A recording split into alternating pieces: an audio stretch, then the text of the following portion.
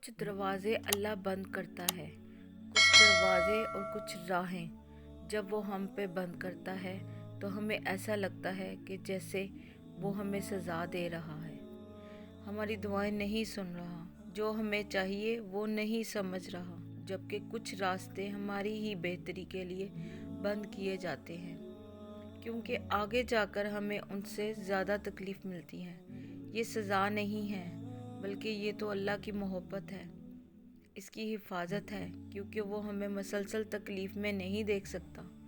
हमारे फ़ैसले हमारी चाहत के मुताबिक होते हैं, जबकि अल्लाह के फ़ैसले हमारी बेहतरी और ज़रूरत के मुताबिक होते हैं। लेकिन हम ये बात अक्सर भूल जाते हैं कि वो सुनता भी है, जानता भी है, देता भी है। हर बात का इल्म है अल्लाह को।